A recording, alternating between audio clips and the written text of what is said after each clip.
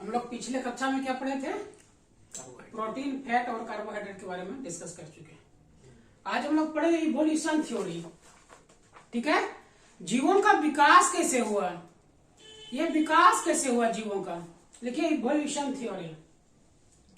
ठीक है, इवोल्यूशन माने जैव विकासवाद। जैव का अर्थ क्या होता है? लिविंग थिंग्स है, यानी जो जीवित है, तो उसका विकास कैसे हुआ इसके बारे में कहता है, क्या है? जैव विकासवाद कहलाता है। तो पहला कहता है कि जैव विकासवाद क्या कहलाता है? जीवों का क्रमिक विकास। जीवों का क्रमिक विकास कैसे होता है? किसके द्वारा होता है? परिवर्तन के द्वारा होता है। जीवों का विकास क्या होता है? क्रमिक विकास, क्रम से। अचानक कोई चीज हो नहीं जाता है, उसका क्रम से एक विकास होता है। सोचो कि यहाँ एक बंजर भूमि है, सोचो पहाड़ है, ठीक है, माउंटेन पहाड़ है, तो यहाँ पे हवा, पानी, धूप लगा, ठीक है, तो यहां से क्या हो गया? कुछ कण टूटा, कुछ फिर आया, छोटे छोटे घास आए पहले, ठीक है, मोस फैला, काई हुई लगा, फिर क्या हो जाता है? काई लगने के बाद क्या हो जाता है? एक छोटे छोटे छोटे छोटे घास जम गए, फिर इससे क्या? Death and decay, death and decay, फिर मरा, फिर क्या हो गया? उससे कुछ बड़ा घास आया, फिर झाड़ी नुमा बन गया, धीरे धीरे क्रम विकास करके क्या करता है? एक ट्री का निर्माण हो जाता है। ठीक है, क्या हो जाता है? एक ट्री का निर्माण होता है। तो जैव विकासवाद करता है, अचानक से कोई परिवर्तन नहीं हुआ है, क्या ही है? जीवों का क्रमिक विकास है। जीवों का क्रमिक विकास के द्वारा जो परिवर्तन होता है उसको जैव विकास कहते हैं। जीवों का क्रमिक परिवर्तन, जीवों का क्रमिक परिवर्तन के द्वारा जो विकास हुआ उसको जैव विकासवाद कहते हैं। ठीक है, इवोल्यूशन थ्योरी। तो इवोल्यूशन थ्योरी सबसे पहले किसने दिया था? लामार्क ने दिया था। ठीक है, तो ये कहते हैं इसके बारे में बताने का काम सबसे पहले लामार्क ने किया था। लामार्किज्म, लामार्किज्म, ठीक है, लिखिए। जैव विकास का थ्योरी के बारे में सबसे पहले लामार्क ने बताया। उसने अपने किताब में फिलोसफी जूलोनिक नामक किताब में लिखा। ठीक है, लिखिए लामार्क 1809 ईस्वी में, 1809 ईस्वी में लामार्क ने फिलोसफी जूलोनिक नामक बुक में क्या बताया? विकास के क्रम को उपार्जित लक्षणों की वंशागति का सिद्धांत दिया। ठीक है, उपार्जित लक्षणों की वंशागति का सिद्धांत खूब पूछा गया एग्जाम में। उपार्जित लक्षणों की वंशागति का सिद्धांत किसने दिया? लामार्क ने। इसके द्वारा कहते हैं जीवों में प्रजनन की क्षमता होती है, और जिसका उपयोग ज्यादा होगा वो ज्यादा विकसित होता जाएगा। तो इसने एक एग्जाम्पल दिया। क्या एग्जाम्पल दिया? कहता है कि नहीं, जिराफ का,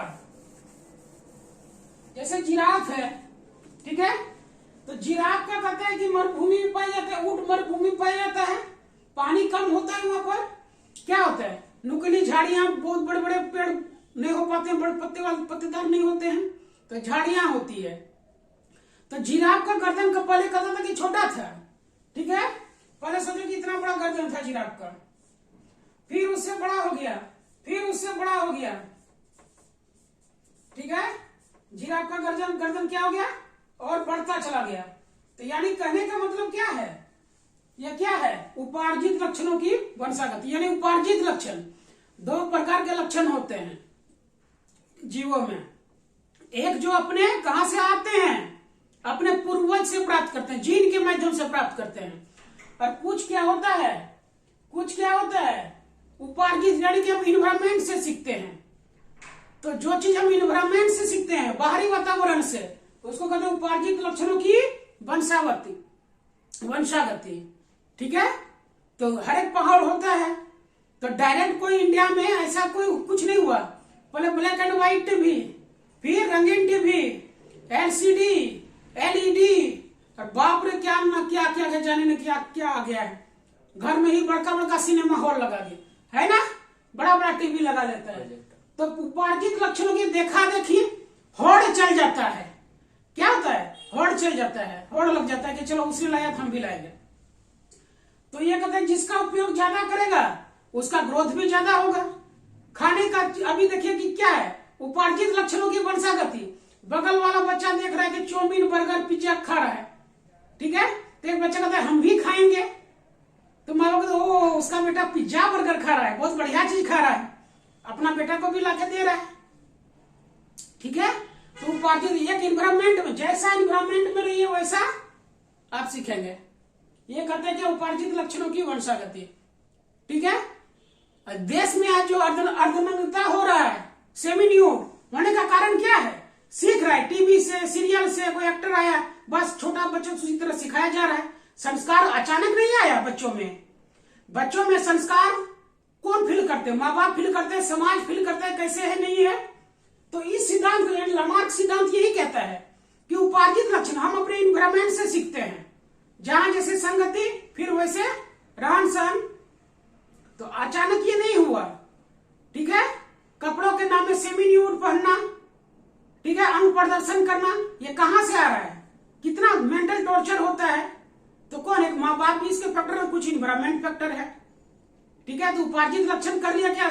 कॉलेज में सब वैसे पहनता है, डिस्को में सब जाता है वैसे पहनता है, बस संगति और दुर्गति, ठीक है। उपार्जित लक्षणों की वंशागति करता है, ठीक है। डार्विन ने कहता है क्या 1859 ईस्वी में 1859 लिखे एक डार्विनवाद दिया, ठीक है। डार्विन ने बताया, डार्विन ने 1859 में बताया ओरिजिन ऑफ स्पीसीज नामक अपने बुक में। क्या? ओरिजिन ऑफ स्पीसीज नामक अपने बुक में, ठीक है। क्या बताया कि जीवों में संतानोत्पत्ति बहुत ज्यादा संतान उत्पन्न कर सकता है, जीवों में प्रचुर संभावना होता है, ठीक है। जिससे क्या होता है? उसकी आबादी बढ़ती जाती है। और जैसे ही आबादी बढ़ा सजातीय संघर्ष, अंतरजातीय संघर्ष और पर्यावरणीय संघर्ष हो जाता है। जी अब सोचो कि किसी जाति का ज्यादा बढ़ रहा है, किसी जीव जंतु का, तो खाने पीने में संघर्ष हो जाता है। जिसका मुंह जितना चलेगा वैसे चलने लगता है। अब सोचो सजातीय संघर्ष, अब 4 लड़का बैठा है खाने पीने को, ठीक है, कोई गप करके आराम से खा रहे हैं, बात भी कुछ कर रहे हैं, लेकिन किसी का परफॉर्मेंस कोई बात से कोई मतलब नहीं है, गबागब खाने से है। हाँ, यानी जो खाने से क्या वहां पे संघर्ष हो रहा है, वो ज्यादा खा रहे, कौन कितना खा सकता है, कॉम्पिटिटिवनेस होता है, ठीक है। कोई योगा करता है, कल लो तुम योगा कर रहे हैं, हम भी योगा कर रहे हैं, कौन कितना फिट रह सकता है, यह भी संघर्ष है। और कौन कितना खाता है, कौन कितना पेट ढमाक जैसे बढ़ा सकता है, यह भी एक संघर्ष है। तुम 4 रोटी खाए हम 5 खाएंगे, तुम 5 खाए हम 6 खाए, तो बाद में क्या हो जाता है? संघर्ष कॉम्पिटिटिवनेस बढ़ता है और क्या होता है? डम डमाडम हो जाता है पेट, ठीक है। तो पेट बढ़ाने का ना पेट घटाने का, ठीक है। सजातीय संघर्ष और अंतरजातीय संघर्ष। अब 2 जातियों के बीच में जो डोमिनेट करेगा, जो प्रभावी होगा, वो क्या करेगा? अंतरजातीय संघर्ष करेगा, ठीक है। अंतरजातीय संघर्ष तो आ गया। अब बत्तख है और मुर्गी है, सोच लो, या मुर्गा मुर्गी दोनों लगभग वही कीड़े मकोड़े खाने का काम इसी प्रकार चल रहा है। अब दोनों में क्या संघर्ष चल रहा है, बहुत ज्यादा संख्या में हो गया। एक साथ छोड़ दो तो देखो दोनों में प्रॉब्लम होता है। कुछ अन्न भी खाते हैं, तब सोचो कि 100 मुर्गी छोड़ दिया और कबूतर छोड़ दिया, दोनों दाना चुगने के क्रम में क्या होगा? कॉम्पिटिटिवनेस होगा। जो ज्यादा खाएगा उसको क्या होगा? उसका पेट भरेगा, पेट भरेगा क्या करेगा वो? फिर उसकी संख्या ज्यादा बढ़ेगी, प्रजनन होगा और वो आगे बढ़ जाएगा, है। तो इन्वायरमेंट का भी फर्क पड़ता है। कहता पर्यावरणीय परिवर्तन है, समय के अनुसार, जैसे कि ग्लोबल वार्मिंग हो रहा है, ठीक है, तो पर्यावरण में परिवर्तन हो रहा है, तो समय के अनुसार हो रहा है, अचानक सडनली नहीं हो रहा है, ठीक है। इसके लिए बहुत सारे प्रोटोकॉल पढ़ाएंगे बाद में। तो पर्यावरणीय परिवर्तन समय के अनुसार होता है, नई प्रजाति का निर्माण हो जाता है, ठीक है। ये किसने बताया?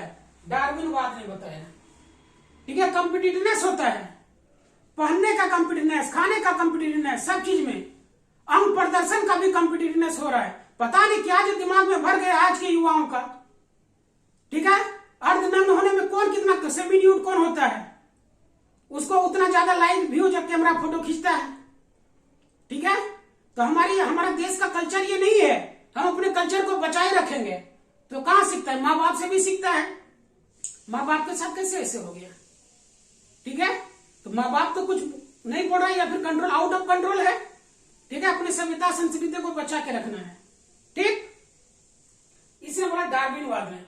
एक होता है कि न्यू डार्विनवाद आया। ठीक है, तो न्यू डार्विनवाद कहता है क्या, किसी जाति पर कई प्रकार के प्रभाव पड़ता है, अचानक नहीं हो जाता है।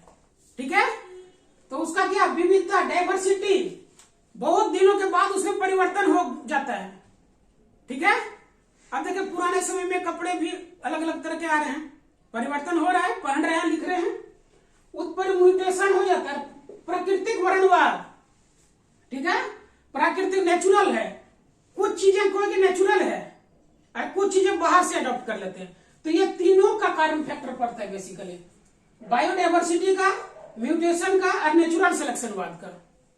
वो मेरी इच्छा है, आजकल बोलो एक कॉम्पिटिटिवनेस एक होड़ है, मेरी इच्छा मेरा देह, हम कपड़ा कितना पढ़े नहीं पहने। ठीक है, शायद ये युवा यदि सुधर जाए, हम कितना पढ़े, कितना देश को आगे ले जाए तो देश कहीं और पहुंच सकता है।